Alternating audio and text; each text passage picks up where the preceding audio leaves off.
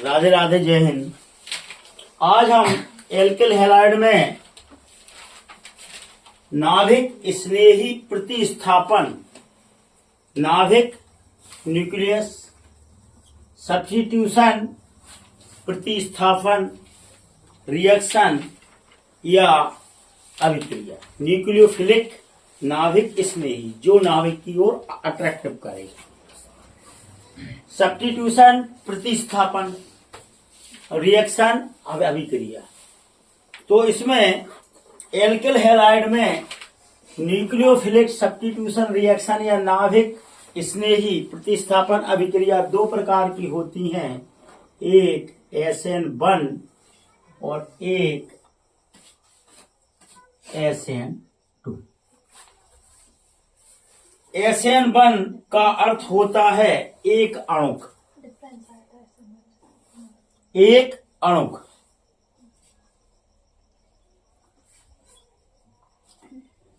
यूनिमालिकुलर,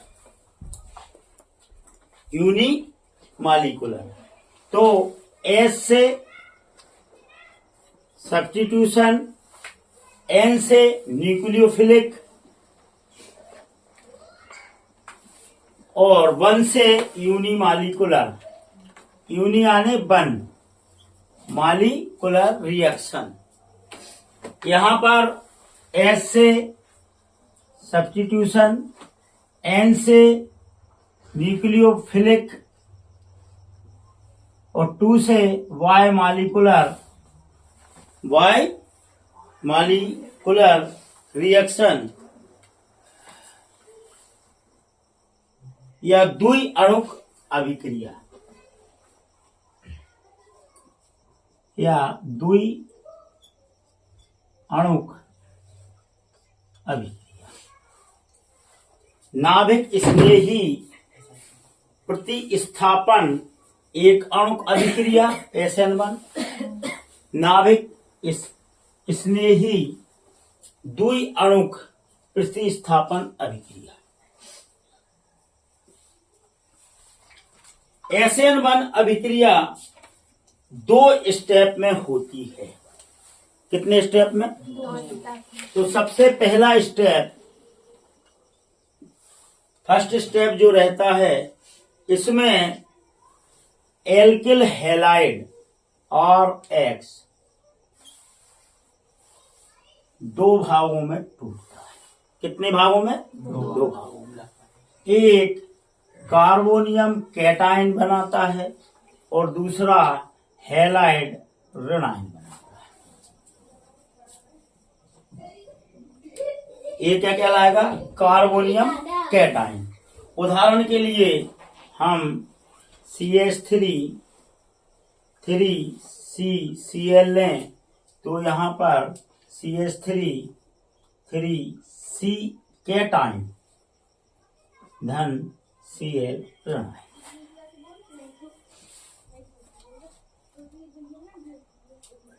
यह अभिक्रिया स्लो होती है। सेकंड स्टेप में, ये फर्स्ट स्टेप था, सेकंड स्टेप में ये कार्बोनियम कैटायन किसी अन्य न्यूक्लियोफिलिक या नाभिक स्नेही फंक्शनल ग्रुप से तुरंत आक्रमण करता है, जैसे OH ऋणायन, और उत्पाद बना लेता है और यह फास्ट होती है। CH3 COH, ये इसने उत्पाद बना लिया। तो यहां से देखो, न्यूक्लियोफिलिक सब्स्टिट्यूशन रिएक्शन 2 प्रकार की होती है। पहली कहलाएगी SN1 रिएक्शन, प्रतिस्थापन नाभिक स्नेही एक अणुक अभिक्रिया या सब्स्टिट्यूशन न्यूक्लियोफिलिक यूनिमालिकुलर रिएक्शन। पहले स्टेप में एल्किल हैलाइड 2 भागों में टूटता है, एक कार्बोकैटायन, दूसरा एनायन या ऋणायन। फिर सेकंड स्टेप शीघ्रता से फास्ट होती है, जिसमें कार्बोनियम कैटायन किसी न्यूक्लियोफिलिक या नाभिक स्नेही रिएक्टेंट से या फंक्शनल ग्रुप से आक्रमण करके उत्पाद बना देता है। अब इसे यूनिमॉलिक्यूलर इसलिए कहा जाता है क्योंकि इसकी स्टार्टिंग एक अणु से होती है। किससे? एक अणु से। अब यहां पर न्यूक्लियोफिलिक सब्स्टिट्यूशन रिएक्शन तो है, लेकिन यह है दो अणु से चालू हो। ऐसा नहीं है कि डायरेक्ट एक अणु से करेंगे। तो यहां पर CH और X, यहां पर Cl भी लगा सकते हैं, X भी लगा सकते हैं, ब्रोमीन भी लगा सकते हैं, plus Y negative ion. By negative ion OH भी हो सकता है या अन्य कोई न्यूक्लियोफिलिक भी हो सकता है। यह स्लो स्टेप है, एक स्टेप में होगी। यह एक स्टेप में होती है और द्वि अणुक है, दो अणु लिए हैं यहां पर, दो मॉलिक्यूल। धीरे धीरे न्यूक्लियोफिलिक रिएजेंट इसके ऊपर अट्रैक्टिव होगा, रेनाइन, और यहां से हैलाइड आयन धीरे धीरे रिलीज होगा। इसे ट्रांजिशनल स्टेज या संक्रमण अवस्था कहती है। ट्रांजिशनल स्टेज या संक्रमण अवस्था कहती है। इसके बाद शीघ्रता से यह रेनाइन यहां जुड़ जाएगा और रेनाइन, हैलाइड रेनाइन बाहर निकल जाएगा और यह इस प्रकार एक स्टेप में होती है। बाइमॉलिक्यूलर इसीलिए कहते हैं इसे द्वि अणु, क्योंकि इसमें दो अणु एक साथ क्रिया करते हैं। अब देखो सब्स्टिट्यूशन का मतलब समझो। सब्स्टिट्यूशन मतलब एक फंक्शनल ग्रुप को हटाकर दूसरा फंक्शनल ग्रुप का जोड़ना। एक फंक्शनल ग्रुप को हटाकर, क्लोरीन को हटाकर प्रतिस्थापित करना। मतलब स्थापित नहीं है, पहले से कोई जगह खाली नहीं थी। पहले फंक्शनल ग्रुप को हटाएंगे और फिर दूसरे को जोड़ेंगे। दो स्टेप में है, SN1 में है, SN2 में है। S का मतलब सब्स्टिट्यूशन, प्रतिस्थापन। N का मतलब न्यूक्लियोफिलिक, नाभिक स्नेही। 1 का मतलब एक अणु या यूनिमॉलिक्यूलर। 2 का मतलब बाइमॉलिक्यूलर। यह दो स्टेप में होती है। पहला स्टेप में एल्किल हैलाइड दोनों अलग अलग होकर कार्बोनियम कैटायन और एनायन बनाते हैं। फिर शीघ्रता से कार्बोनियम कैटायन नाभिक स्नेही अभिकर्मक से आक्रमण करके उत्पाद का निर्माण करता है। यहां पर दोनों मॉलिक्यूल्स पहले पास पास आएंगे, फिर न्यूक्लियोफिलिक अभिकर्मक इसके ऊपर अटैक करेगा धीरे धीरे और यहां से हैलाइड धीरे धीरे बाहर जाएगा धीरे धीरे। फिर इस अवस्था को बोलते हैं ट्रांजिशनल स्टेज और न्यूक्लियोफिलिक सब्स्टिट्यूशन जोड़कर नया उत्पाद बना देगा और हैलाइड ऋण आयन या एन आयन वहां से अलग निकल जाएगा। इस प्रकार यह न्यूक्लियोफिलिक सब्स्टिट्यूशन अभिक्रियाएं दो प्रकार की हैं। एल्किल हैलाइड में SN1 SN2।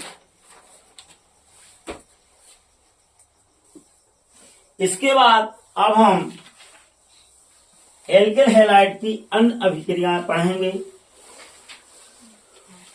इन अभिक्रियाओं को पढ़ते समय क्वेश्चन को अगर हम ध्यान से समझें और ध्यान से पढ़ें, और फार्मूला अगर हमको मालूम है तो हम शीघ्रता से रिएक्शन कर लेंगे, और अगर आपके पास फार्मूला नहीं है तो आप कुछ नहीं कर पाएंगे। रिएक्शन 3 प्रकार की मुख्य रूप से हैं। ए की रिएक्शन बी से करें तो क्या प्राप्त होगा, बी की रिएक्शन ए से करें तो क्या प्राप्त होगा, ए से ए बी बनाइए या बी से ए बी बनाइए, उत्तर आंसर में छिपा रहता है। और दूसरे प्रकार की अभिक्रिया होती है नाम वाली। तो नाम वाली को हम कोई ना कोई क्लू देकर उसे याद करते हैं। जैसे यहां पर हम 3 रिएक्शन एक साथ पढ़ाएंगे। पहली है वुड्स अभिक्रिया, वुड्स रिएक्शन। दूसरी है फिटिंग रिएक्शन, फिटिंग रिएक्शन। और तीसरी है वुड्स फिटिंग रिएक्शन। अब तीनों में अंतर देखो। जब एल्किल हैलाइड की सोडियम के साथ रिएक्शन कराएं तो स्वाभाविक है NaCl निकलेगा, लेकिन CH कोई उत्पाद नहीं होता। तो यहां पर हम 2 ना लगाकर इसे अगर इस प्रकार लिख दें तो अब चूंकि सोडियम की वैलेंसी 1 है, क्लोरीन की वैलेंसी भी 1 है, तो 1 Cl से 1 NaCl बनेगा, तो हमको यहाँ पर 2 सोडियम लेना पड़ेंगे। और इस प्रकार शेष जो बचेगा 2 NaCl निकलने के बाद 2 NaCl बचेगा CH3 CH3 और A ड्राई ईथर की उपस्थिति में अभिक्रिया। अब इसे एक्सप्लेन कर दो। जब एल्किल हैलाइड की ड्राई ईथर की उपस्थिति में प्रेजेंट में सोडियम के साथ अभिक्रिया कराते हैं तो हमें एल्केन प्राप्त होता है। मतलब एल्केन मतलब आर मतलब सिंगल बॉन्ड वाली एल्केन प्राप्त होता है। इसे वुड्स अभिक्रिया। फिटिंग अभिक्रिया भी सोडियम के साथ होगी, लेकिन फिटिंग में एल्किल हैलाइड की जगह हम एरोमेटिक हैलाइड लेंगे, क्लोरोबेंजीन इस प्रकार। और ये भी ड्राई ईथर की उपस्थिति में यहाँ पर डाई फिनाइल इस प्रकार और 2 NaCl बना। रिएक्शन करने का वो जरूर देखें क्रम। पहले वुड्स फिर फिटिंग। वुड्स में लिया एल्किल हैलाइड, फिटिंग में लिया क्लोरोबेंजीन।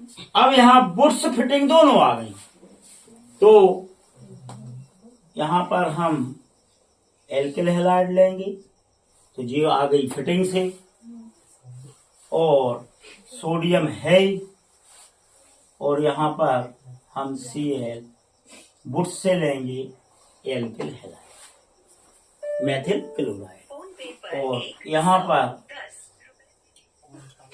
ये हमारे पास बेंजीन प्लस मेथिल मतलब टायोडीन, मेथिल बेंजीन या टायोडीन प्राप्त होगा, और 2 NaCl निकल जाएगा। इसे वुड्स फिटिंग अभिक्रिया कहते हैं। पहली वुड्स है, दूसरी फिटिंग है, तीसरी वुड्स फिटिंग है। अब चौथी अभिक्रिया, अगर इसका नाम फ्रैंकलैंड हो जाए, क्या हो जाए? फ्रैंकलैंड अभिक्रिया, तो हमको फ्रैंकलैंड अभिक्रिया में सोडियम के स्थान पर जिंक ले लो। अब जिंक की वैलेंसी कितनी है? 2, तो स्वाभाविक है यहाँ 2 लेने की जरूरत नहीं है, ZnCl2 बन जाएगा और उपस्थिति वही रहेगी ईथर की। जब एल्किल हैलाइड की जिंक के साथ अभिक्रिया कराते हैं ईथर की उपस्थिति में तो हमें एल्केन प्राप्त होता है, जिसे हम फ्रैंकलैंड अभिक्रिया कहते हैं। और जब हम एल्किल हैलाइड की सोडियम के साथ ईथर की उपस्थिति में अभिक्रिया कराते हैं तो हमें एल्केन प्राप्त होता है, जिसे हम वुड्स अभिक्रिया कहते हैं। तो 4 रिएक्शन आपको समझ में आई, पहली वुड्स, दूसरी फिटिंग, तीसरी वुड्स फिटिंग और चौथी फ्रैंकलैंड रिएक्शन। 4 रिएक्शनों का क्रम आपने देख लिया, पहली सोडियम के साथ, दूसरी भी सोडियम